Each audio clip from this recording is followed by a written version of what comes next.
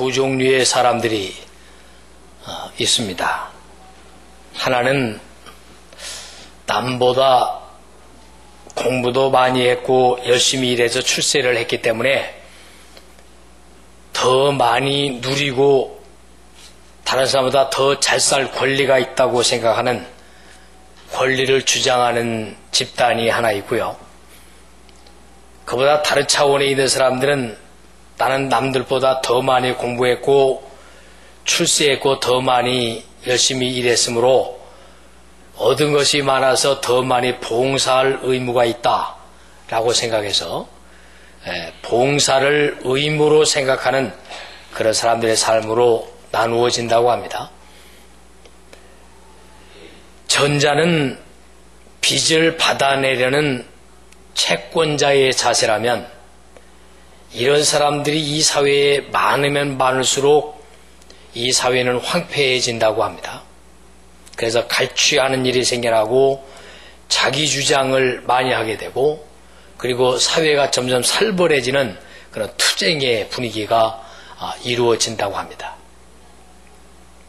그런데 후자는 자기 자신을 빚진 자로 받아들여서 부모로부터 또 스승으로부터 혹은 하나님으로부터 얻은 것이 너무 많기 때문에 내가 가지고 있는 그것으로 다른 사람에게 반드시 갚아줘야 된다고 생각하는 채무자 의식을 가지고 살아가는 사람들은 그런 사람들이 이 사회에 많으면 많을수록 사회는 살찌고 평화롭고 그리고 사회는 살아갈 만한 의미를 지닌다고 합니다. 만약에 우리가 받은 것이 다 하나님의 은혜다. 건강도 물질도 명예도 인생도 전부 하나님이 선물로 주신 것이라고 느껴질 수 있다면 그것은 절대로 교만해지지 않습니다. 내가 건강을 받았다고 해서 신체적으로 건강하지 않은 사람들을 무시한다면 그 사람은 건강을 누릴 만한 자격이 없는 사람입니다. 물질을 좀 다른 사람보다 많이 가지고 있다고 해서 가난한 사람을 무시한다면 그는 그 물질을 가질 만한 특권을 누리기에는 부족한 사람이라고 말합니다. 학벌이 좋고 문벌이 있다고 해서 그렇지 못한 사람을 무시한다면 그는 그 학문이 그를 더 부끄럽게 하고 아프게 할 뿐입니다. 영적으로 은혜를 더 많이 받고 내가 훌륭한 신앙인이라고 해서 믿음 없는 사람을 비난하고 무시한다면 그것은 진정한 영적 은혜가 아닐런지도 모른다고 분석하는 분도 있습니다. 그래서 모든 것은 다 내가 스스로 만들어 가진 것이 아니라 누군가로부터 받은 것이다. 하나님으로부터 받은 것이고 위의 어른들로부터 받은 것이고 주변 사람들로부터 내가 다 받은 것이기 때문에 이것은 최선을 다해서 누군가에게 또 한번 돌려줘야 할 것이라고 생각하는 채무의식을 가진 사람들이 될 때 그 사람이 가지고 있고 지니고 있는 것들은 진정한 의미가 있다고 생각합니다. 저도 사람이 좀 못나가지고 좀 그렇게 잘못된 의식을 가지고 있을 때가 참 많았습니다. 그래서 군 부대에 가서 장교들에게 그 강의를 할 때나 선교지에 가서 집회하고 또 학교에 강의할 때나 또 국내에서 학교와 여러 세미나를 강의할 때 못 나가지고 좀 우쭐한 점이 좀 있었습니다. 마치 내 것을 다른 사람에게 잘 나눠주는 것처럼 마치 무슨 시혜를 베푸는 것 같은 태도를 가질 때가 참 많이 있었던 부끄러운 때도 있었습니다.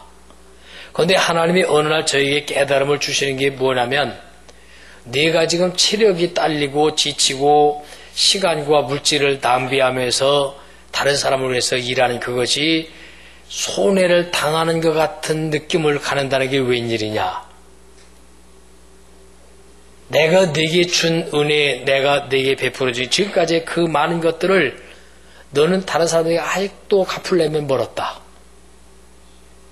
내가 받은 게 얼마나 많은데 내가 네게 맡겨준 게 얼마나 많은데 너는 그 중에 일부를 다른 사람을 위해서 쓰면서 어쩌면 이렇게 형편없는 존재로 오만할 수 있느냐라고 하는 주님의 은혜를 깨달은 날부터 전 생각을 좀 바꾸어 먹기 시작하면서 엎드렸습니다. 하나님, 그렇습니다. 마치 내가 만들어서 가진, 내가 이룬 것을 남에게 주는 것인 양 잘못되어진 생각, 오만한 생각을 가져서 심지어는 하나님 앞에 드리는 것조차도 마치 내 것을 드리는 것처럼, 시간을 조금 드리는 것도 마치 내 시간을 주님에게 드리는 것처럼 얼마나 많이 오만을 떨었는지, 내게 하나님이 시간을 안 주시고 내 생명을 데려갔다면 이 시간도 내 것이 하나도 아닌데, 주님께서 주신 생명, 하나님께서 주신 그 시간을 가지고 그 일부분 작은 시간을 드리면서도 마치 내 시간을 드리는 양 오만하고 착각했던 날들이 아픔이 있었습니다. 시간뿐이겠습니까? 물질을 헌금을 조금 하면서도 마치 내 것으로 하나님 앞에서 적선하는 것처럼 생색을 내는 의식이 있을 때, 내가 너에게 직장에서 일할 수 있는 힘을 안 주고, 내가 노력하고 애쓸 만큼 지혜를 안 주고, 아무것도 너에게 조건을 안 줬다면 내가 어떻게 벌었겠냐. 그 모든 것이 내가 내게 준 것인데 그걸 가지고 일부를 떼어서 바치면서 마치 내 것을 주는 양 생색냈던 그 책망의 소리 앞에서 엎드릴 때가 있었습니다.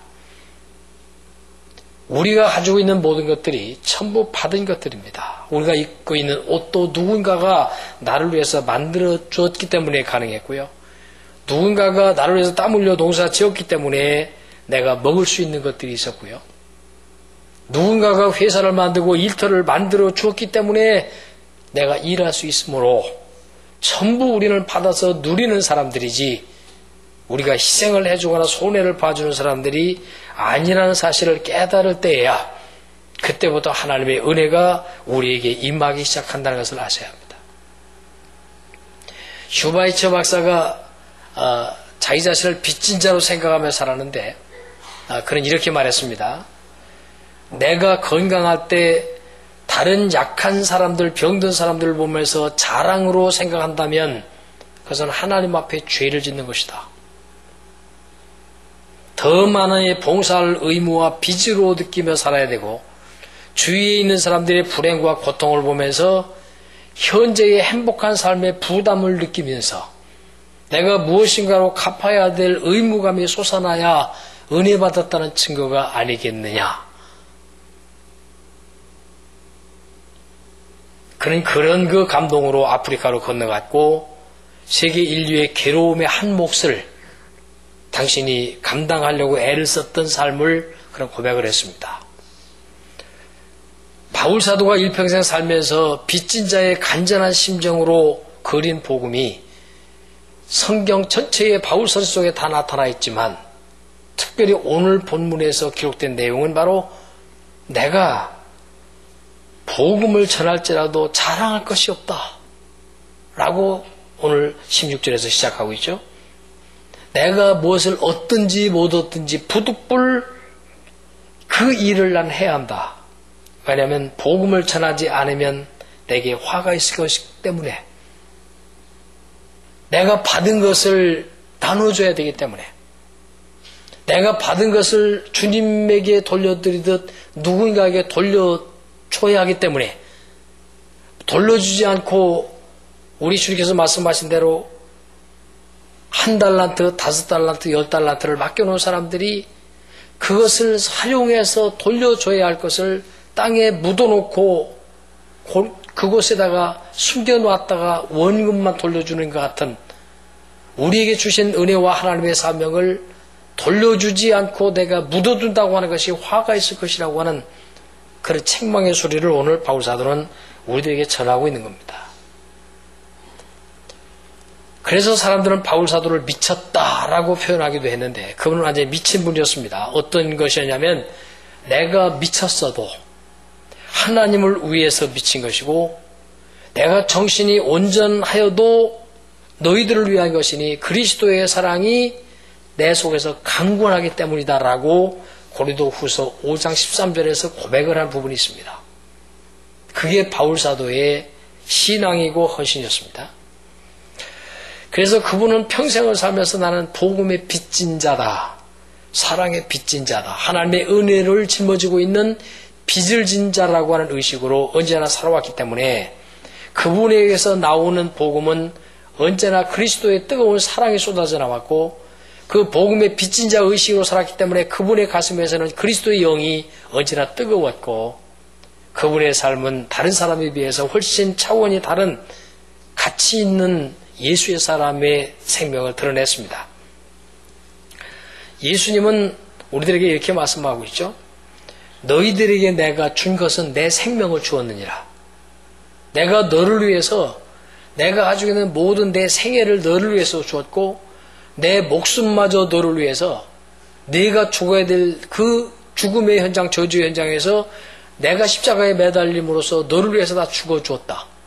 내 생명이 너를 위해였고 나의 생애가 너를 위해서였고 그리고 나의 모든 땅과 눈물과 애정이 너를 위해서였다라고 우리 주님이 말씀하시고 돌아가셨거든요.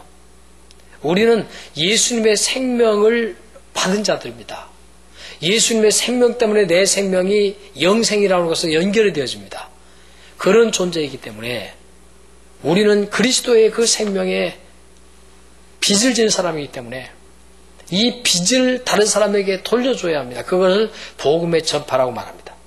그 사실을 깨달아 안 베드로와 그 사도들이 그 예루살렘 성 안에 들어가려고 할 때 안진뱅이 거지가 돈을 좀 달라고 후거를 할 때 그들은 이렇게 말하죠. 금과 은은 내게 없거니와 내게 있는 것으로 내게 주노니.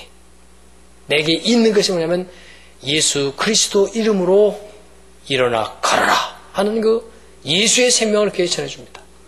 그럴 때 안진뱅이가 일어나서 뛰고 걷고 찬양했다고 기록하고 있거든요. 내가 가지고 있는 돈 몇 푼이 귀하게 보이는 사람들이었지만 그 사도들은 예수 그리스도를 생명을 받아들인 사람들은 성령이 그 안에서 뜨거워진 사람들은 돈 몇 푼 주는 것이 중요한 것이 아니라 내 안에 드러낸 예수의 생명을 그들에게 전해줌으로써 그들에게 내가 진 빚을 그들에게 갚아주겠다고 하는 그런 뜨거운 열정으로 나타난 것을 보면서 이 위대함을 성경에서 발견하게 되는 것입니다. 내게 있는 것 그것으로 내게 준다. 이 말은 뭡니까? 내가 안고 있는 부채는 예수의 생명을 내가 부채로 안고 있고 내가 갚아야 될 빚은 예수 그리스도의 구원의 복음을 나눠주는 것으로서 빚이 청산된다고 하는 사실을 가르쳐주고 있는 겁니다. 바울 사도뿐만 아니라 많은 진실한 기독교인들을 모두 하나님의 사람들로 세우신 사람의 가장 큰 특징은 하나님 나라는 빚진 자입니다. 사랑의 빚을 졌습니다. 은혜의 빚을 졌습니다.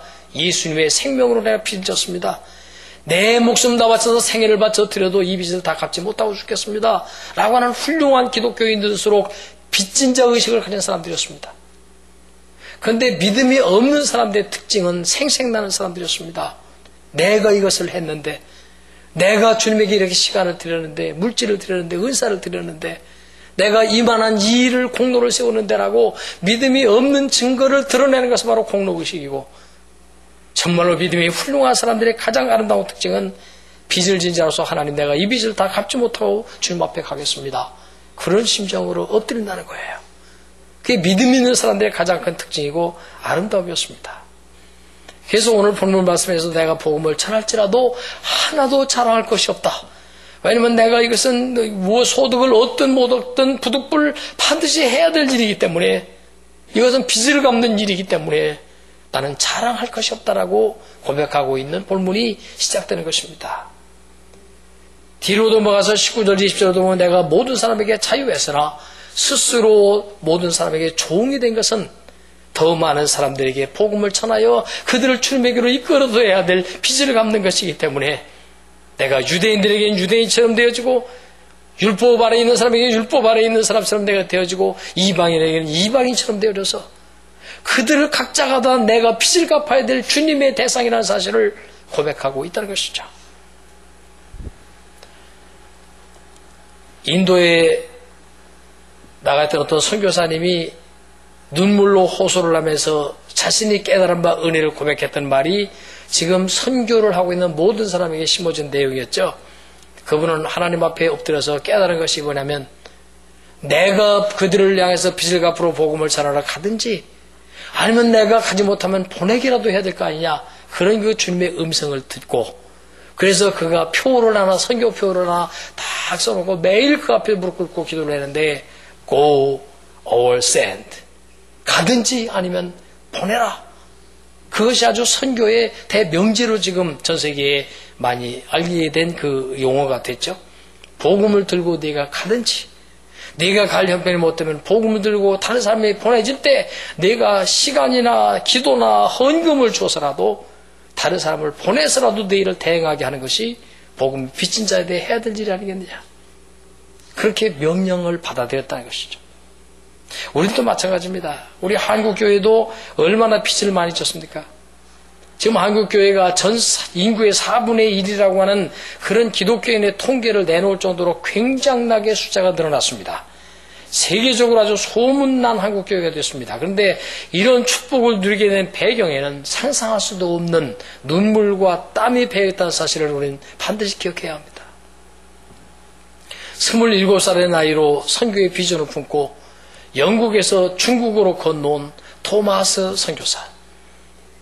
중국에 오자마자 27살의 꽃다운 나이에 그만 같이 동행했던 사랑하는 아내를 병으로 잃습니다. 아내를 잃어버린 상처가 채 아물기도 전에 그는 한 가지 새로운 소식을 접합니다.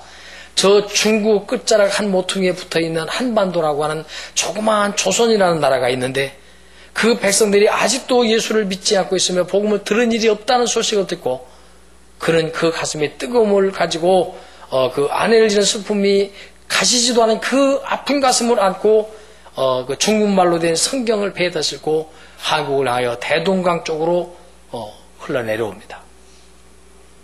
그때는 대원군이 쇄국전책을 쓰고 있었던 때였기 때문에 그 예수의 그 이름만 입에다 올리는 사람만 있어도 다 잡아다가 감옥에 가두고 죽이던 그런 살벌한 상황이었습니다. 그때는 예수라는 말이 아니고 야소라고 불렀습니다. 그래서 그런 소리 한마디도 내지 못할 때 그는 그런 상황에 아랑곳하지 않고 대동강을 거슬려 성경을 전해주려고 한국 땅으로 거슬러 올라옵니다. 관원들이 그의 배에다가 불을 질렀고 드디어 강변으로 끌어올려온 그는 칼에 맞아서 순교를 합니다. 순교를 당하는 피 흘리면서 쓰러지는 그 순간에도 자기의 목에다가 칼로 치는 그 사람에게 성경책을 하나 지어주면서 꼭 읽어보라고 알아듣지 못하는 말로 마지막 눈물로 호소하면서 이 세상을 떠납니다. 그 성경을 받아든 그 사람이 나중에 예수님을 믿게 되고 그 얘기를 고백했죠. 토마스라고 하는 젊은 선교사가 그 피를 강변에 뿌렸기에 그 피값으로 오늘날 우리 한국교회가 존재하는 것이고 저와 여러분들이 하나님의 자녀가 된 것입니다. 우리 한국교회는 이걸 잊어서는 안 됩니다. 전혀 이름도 성도 알지 못하는 전혀 무관한 우리 한국 이 백성들을 구원하기 위해서 얼마나 많은 선교사를 가서 피를 흘렸고 얼마나 그들은 자기 생명을 아끼지 않았는지 모릅니다.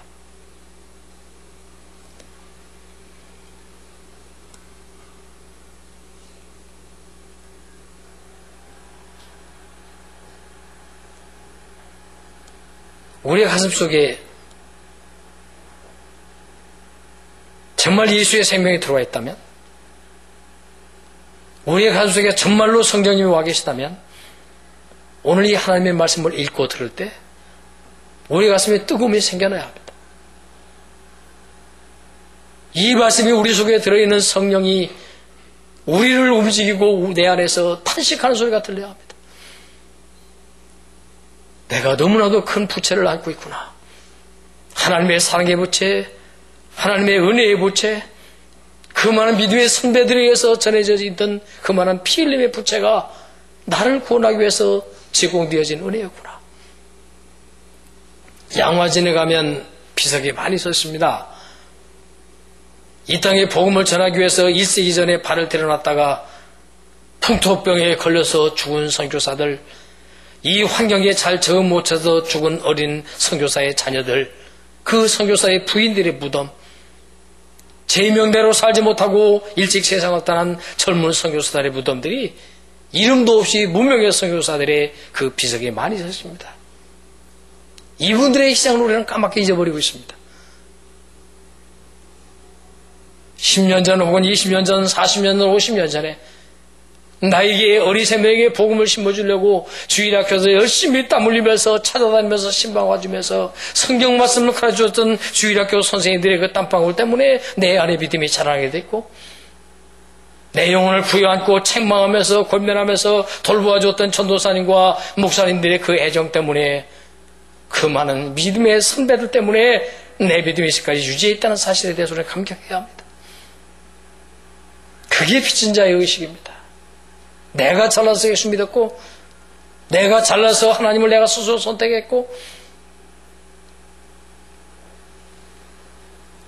내 노력으로 구원받았다고 생각하는 오만함이 있는 한, 그것은 하나님의 은혜와 관계없는 인간의 공로의식입니다. 그래서 권리를 주장하는 사람들은 채권자형입니다. 권리를 주장하는 사람들은 공로의식 때문에 그 사람들은 감사가 없습니다. 당연히 내가 할 일을 했고 내 것으로 했고 나는 당연히 대접을 받아야 되고 나는 공로를 세웠고라고 하는 그 의식이 있는 한 하나님과 관계없는 사람들입니다. 그러나 그런 사람들이 은혜를 받게 되면 감사의 사람이 됩니다. 아, 하나님, 저는 아직도 빚을 언제 다 갚나요? 나에게 그 많이 희생해주고 눈물과 땀을 흘려준 그 많은 사랑의 빚을 내가 언제 다 갚을까요?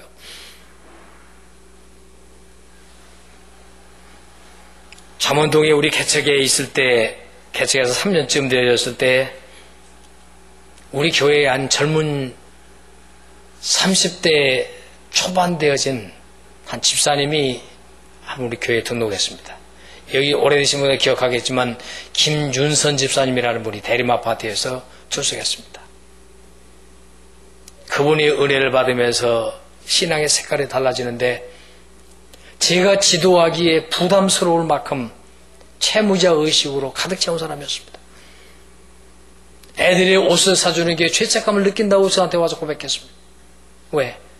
더 못 입는 아이들을 보면서 내 아이들에게 좋은 옷, 비싼 옷, 백화점을 사주는 게 왠지 언제부턴가 제가 죄책감이 들기 시작을 했습니다.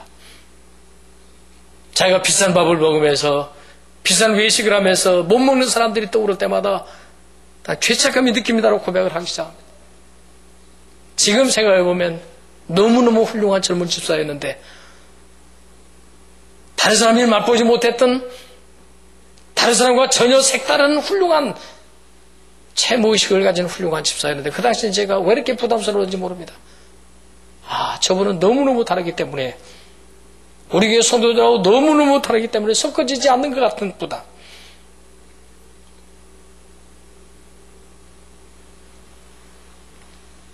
검소함에 감격을 하는 분이었습니다. 다른 사람을 위해서 무언가를 주고 낭비하는 그것을 행복으로 여기는 일이었습니다. 하나님을 위해서 충성하고 드리는 일에 너무너무 감격했던 여종이었습니다. 설교 중에 말하면서 이 말씀에 묵상하면서 그 여종의 얼굴이 떠올랐습니다. 그래, 하나님 앞에 귀한 딸인데 지금도 잘하고 있겠지. 그에게는 교만함이 없었습니다. 그에게는 자기 자랑이 없었습니다. 오른손이 아걸 왼손이 모르게 했던 그 아름다움이 지금도 은연 중에 기억 속에 남아있는 훌륭한 딸이었습니다. 만약에 우리가 받은 것이 다 하나님의 은혜요, 하나님의 선물로 믿는다면 우리 절대로 교만해질 수가 없습니다.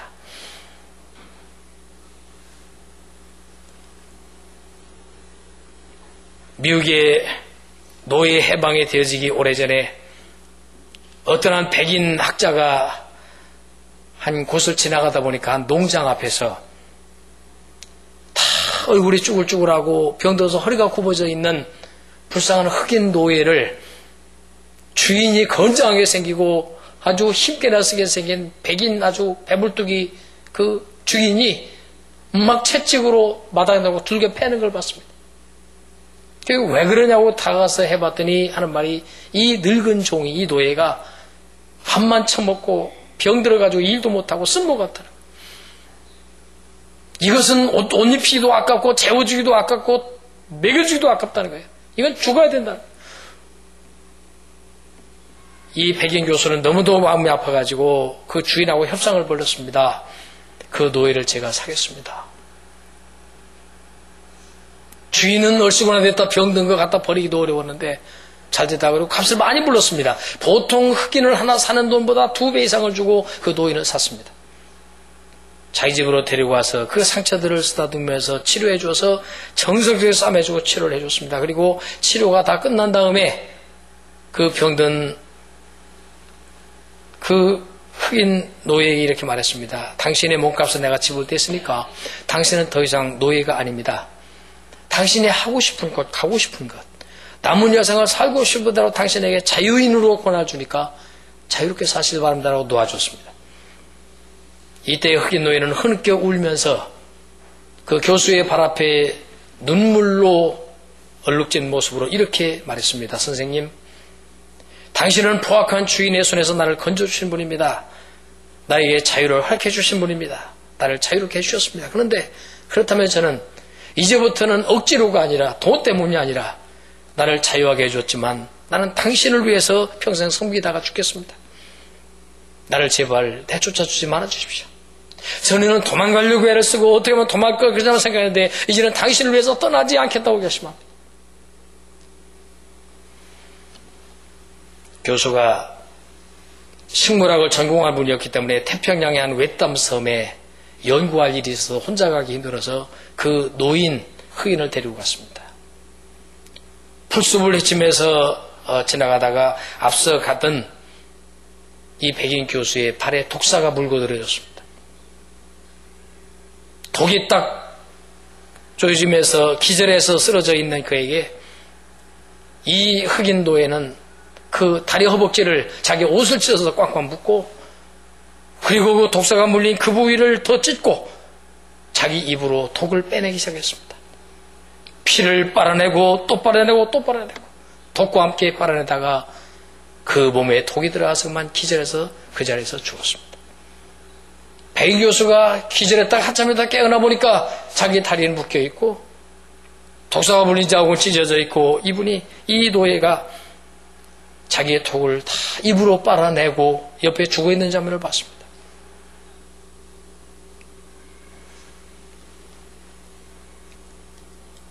의식을 되찾은 교수는 너무너무 감격해서 종을 끄라고 한없이 눈물 흘려 울다가 그곳에다 묻어주면서 거기다 나무로 깎아서 비석을 하나 세워줬는데 거기에 이렇게 쓰여 있었습니다. 주인을 살리고 죽은 충성스러운 참된 자유인. 빚진 자 의식이란 뭘 말합니까? 감격을 말합니다. 은혜를 입었다고 하는 것은 자기 공로를 드러내는 것이 아니라 나는 받은 것을 되돌려주기에도 모자라다고 느끼는 것입니다. 진정한 그리스도인의 아름다움이죠. 그래서 어떤 분이 이렇게 말합니다. 빚진 자에게는 희생이라는 말이 용납되지 않는다 그랬어요. 자기가 빚을 얻어다 썼는데 빚을 갚는데 빚을 갚으면서 나에게 당신을 희생하는 겁니다 말하는 게 얼마나 어리석은 말이냐고 말했습니다. 바울사도가 그 사상을 말했습니다. 하나님께 받은 바 은혜가 너무 큰데 내가 주님 위해서 시간을 드린다, 내 생애를 드린다, 전도자로서 일을 한다, 예배하고 봉사하고 다른 영혼들을 구원시킨다, 내가 하고 있는 이것을 나에게 희생이라고 말하지 마시오. 나는 빚을 갚는 일이고 빚을 다 갚지도 못하는데 죽을 땐 나는 희생이란 말이 나에게는 어울리지 않습니다. 그래서 그는 교회마다 보내는 서신 첫머리에 이사말에서 나는 그리스도 예수의 종이라고 말합니다. 리빙스톤이 일평생 빚진 자로 살면서 말년에 자기 자신이 살아온 봉사의 생애를 아름다운 글로 이렇게 묘사하고 있었습니다. 들어보십시오. 사람들은 내가 내 일생의 대부분을 아프리카에서 보내며 치른 희생에 대해서 이야기합니다. 그러나 우리가 하나님께 진 큰 빚, 결코 다 갚지 못할 그 빚의 극히 일부를 갚은 것에 불과한 것이 어찌 희생이라고 말할 수 있겠습니까? 건강한 활동 속에서 그 자체의 가장 최고의 보답, 선한 일을 행한다는 그 자각, 마음의 평온, 내세에 있을 영광스러운 운명에 대한 밝은 희망을 가져주는 것이 어찌 희생이란 말입니까? 내세에 우리 안에 또 우리를 위하여 있게 될 영광에 비하면 이 모든 것들은 아무것도 아닙니다. 나는 결코 희생하지 않았습니다. 나에게 희생했다고 말하지 마시오. 우리를 위하여 자기 자신을 희생하신 그리스도의 사랑만 희생이고 우리는 그분에게 빚을 갚아드리는 일부분일 뿐입니다. 리빙스턴이 자기의 저서에다가 남긴 글입니다. 오늘날 기독교인들이 정말로 변화되어야 되고 고쳐야 될 것이 무엇입니까? 공로자 의식을 가진 것은 사탄이가 충격 주고 자극 준 것입니다. 사탄은 오늘 또 우리들에게 자꾸만 충동질합니다. 너 지금 너무 희생하고 있어. 예수 적당히 믿어. 그렇게 예수에게 미치지 마. 그렇게 믿어서 뭐 하려고? 적당히 믿어. 적당히. 너 지금 과하게 희생하고 있는 거야 라고 사탄이는 충동질합니다. 그러나 성경은 우리 깊은 것을 이렇게 말합니다. 아닙니다. 주님, 사탄의 충동은 그럴지라도 저는 주님 앞에 빚을 갚을 방법이 없습니다. 내 생애를 다 살고 두 번 태어나서 살아가서 하나님에서 출생한다고 할지라도 그 하나님의 그 생명을 주신 예수님의 사랑에는 나는 도저히 갚을 방법이 없습니다.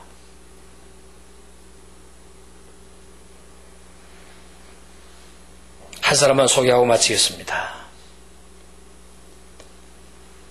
태어날 때부터 꼬추였던 여자아이가 있었습니다. 나이가 17살 되어졌을 때 한 번도 집 밖에 창피해서 나가본 일이 없고 부모가 데리고 나가본 일이 없는 바깥 바람을 쏘여보지도 못한 그런 여자아이였습니다.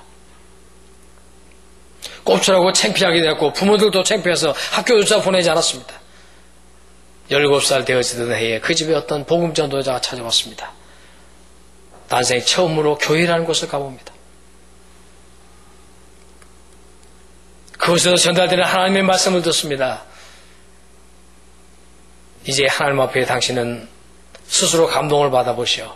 내가 살아야 될 이유가 무엇인지, 하나님께서 나를 어떻게 쓰시기를 원하는지를 한번 감동을 받으십시오. 쉬는 시간에 바깥으로 나갔습니다. 많은 사람들이 잔디밭에 벤치에 좋은 자리에 앉아서 마음껏 명상을 즐기고 있는데 이 고초 소년은 역시 사람들하고 어울리는 훈련에 안 되어 있어서 쓰레기통 옆에 쭈그리고 앉아 있었습니다. 아, 나는 어디 가나 쓰레기구나. 나는 어디를 가든지 쓰레기구나. 절망하고 낙심해 있는 그 옆에 어떤 한 소년이 다가오더니 쓰레기통을 열심히 뒤지면서 무언가를 찾고 있었습니다. 그는 용기를 내서 난생 처음 알지 못하는 사람에게 말을 걸어봤습니다. 거기 쓰레기통을 왜 뒤지느냐고요. 이 소년을 말하면 이 캔이나 종이를 찾고 있어요. 그걸 찾아서 무엇 하려고요? 그걸 가지고 가면 돈이 되거든요. 팔아서 우리 할아버지 할머니 아프신데 약사 드리려고요. 이 고초 소년은 큰 감동을 받습니다. 아하, 쓰레기도 쓸모가 있는가 보다. 아픈 사람에게 약을 사줄 수 있는 그런 가치가 있는가 보다. 나 같은 쓰레기 같은 인생도 쓸모가 있을는지 모른다. 맞다. 나도 홀조 방구석에 박혀있으니 차라리 누군가를 위해서 일해야 되겠다. 그리고 주의 종에게 부탁을 하고 병든 그 몸을 이끌고 꼬추인 그 몸을 이끌고 나약한 할아버지 할머니가 두이는 양론으로 출발하게 됩니다. 놀랍게도 꼬추 소녀가 17살짜리 소녀가 양론에서 누워있는 할아버지 할머니를 돌보는데 건강한 사람보다 훨씬 더 유용했습니다. 왜냐하면 건강한 사람은 허리를 구부려야 누워있는 사람의 침대에 닿는데 이 소녀는 꼽치였기 때문에 그냥 쓰면 단범이 닿습니다. 나에게 쓸모있는 일이 여기 있었구나. 노인들을 수발하는 이 고추 소녀 때문에 지각변동이 일어납니다. 쓸모없는 자가 가장 존귀한 자로 바뀌는 순간이었습니다. 아무도 가치를 인정하지 않았던 그 한 불쌍한 한 어린 소녀가 그 양론에서 없어서는 안 될 가장 존귀한 인물로 변하는 순간이었습니다. 그 고추 소녀가 방에 들어가면 그 방에 병든 할아버지 할머니들 마음속에는 뜨거운 애정의 솟아 올라오고 그들은 한 마음이 됩니다. 그런 힘이 고추가 아니었습니다. 하나님이 보내주신 천사로 바뀌어 있었습니다.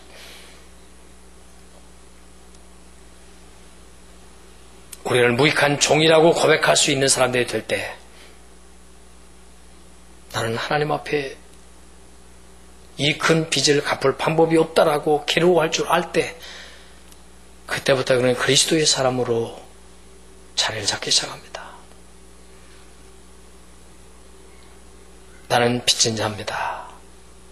그렇게 겸손으로 바뀌어지게 되고, 빚진 자로 살기 때문에 감사가 마음에 생겨나게 되고, 빚진 자로 살아가기 때문에 다른 사람에게 유익을 줄지언정 다른 사람을 아프게 하지 않습니다. 바울사도 그의 아름다운 그 믿음 안에 예수 그리스도가 역사하신 것처럼 우리의 빚진 자 의식을 가진 믿음이 우리 안에 자리 잡고 성령의 사람이 되어질 때 그때는 감동이 오는 것입니다. 터너라고 하는 분이 이렇게 결론을 내리더라고요. 자기 글에서 기억하십시오. 당신이 태어나기 전에는 아무것도 없었습니다. 당신이 태어나고 난 이후에 다약한 존재로 태어났어요. 그때부터 당신은 모든 것을 다른 사람에게 신세지면서 지금까지 살아왔습니다. 당신은 다른 사람들에게 해준 것보다 다른 사람에게 받은 것이 너무너무 많습니다.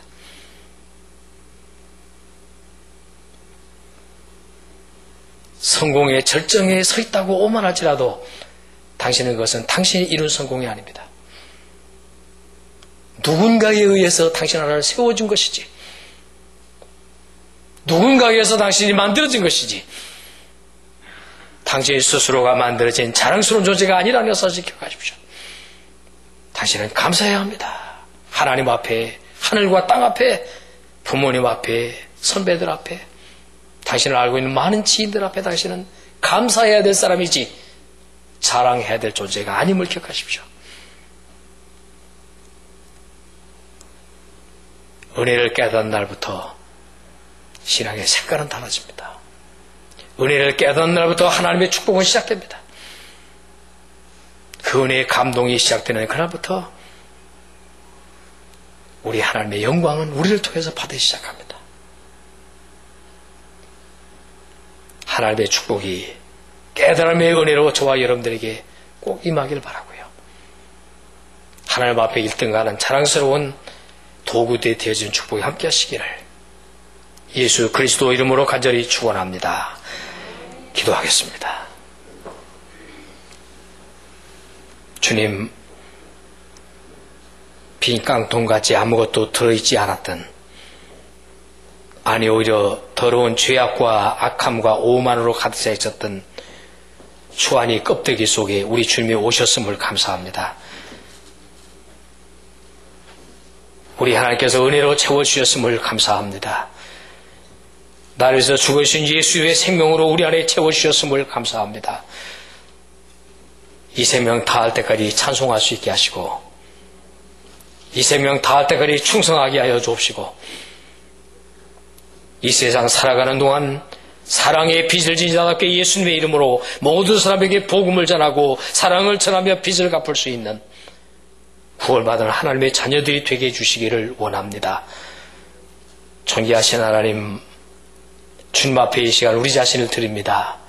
사탄의 충동에 의해서 오만해지지도 말게 하시고, 사탄의 속삭임 때문에 병들거나 시험 들지 않게 하시고, 하나님의 음성을 들을 때마다 주님 앞에 엎드려서 부끄럽지만은 최선을 다하는 아름다운 하나님의 도구들로 살아갈 수 있도록 저희를 축복하시옵소서. 우리 예배를 받아주심을 감사합니다. 오늘 귀한 생명의 말씀으로 우리의 영혼을 먹여주시고 촉촉하게 채워주심을 감사합니다. 주의 은혜 안에 거하게 하시고 주의 사랑 안에 거하게 하여 주시옵소서. 예수 그리스도 이름으로 기도하옵나이다. 아멘.